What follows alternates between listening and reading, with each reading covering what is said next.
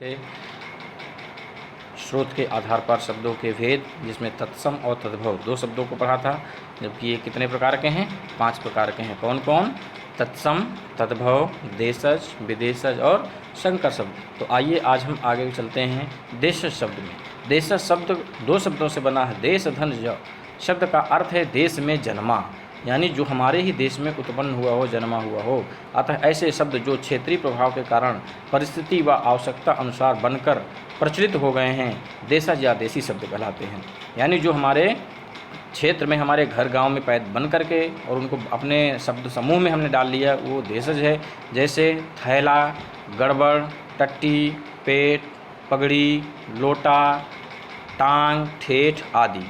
तो ये सब क्या है? देशज शब्द हैं, यानी देश में ही उत्पन्न हो। देशी शब्द भी इनको कहते हैं, देश में उत्पन्न होने वाले शब्द। और दूसरा अगला है विदेशज, विदेशी या आगत, इनको बोलते हैं विदेशज। जैसा कि मैं अभी बताया देश धनजा, वैसे विदेश धनजा, यानी शब्द का अर्थ है विदेश में जन्मा, विदेश में जन्म लेने वाला। आगत शब्द का अर्थ है आया हुआ, यानी विदेश से आया हुआ। हिंदी में अनेक शब्द ऐसे हैं जो हैं तो विदेशी मूल के, पर परस्पर संपर्क के कारण यहाँ प्रचलित हो गए हैं, यहाँ फेमस हो गए हैं।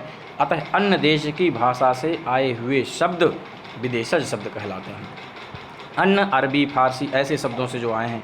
विदेशज शब्दों में कुछ को ज्यों का त्यों अपना लिया गया है, यानी सेम टू सेम अपना लिया गया है। हमारी हिंदी भाषा ने उसको ऑब्जर्व कर लिया है सेम टू सेम, लेकिन कुछ में हमने क्या किया है? परिवर्तन किया है। जैसे सेम वाले हैं ऑर्डर, कंपनी, कैंप, क्रिकेट आदि। ये शब्द हमने विदेशी भाषाओं से अपने हिंदी भाषा में ले लिया है, और कुछ को हिंदीकरण या तद्भव के कारण अपना लिया है। जैसे ऑफिसर, तो ऑफिसर को हम लोग बोलते थे अफसर। लाल लैंटर्न हम लोग बोल देते हैं उसको लालटेन। हॉस्पिटल वो क्या कहलाती है? अस्पताल।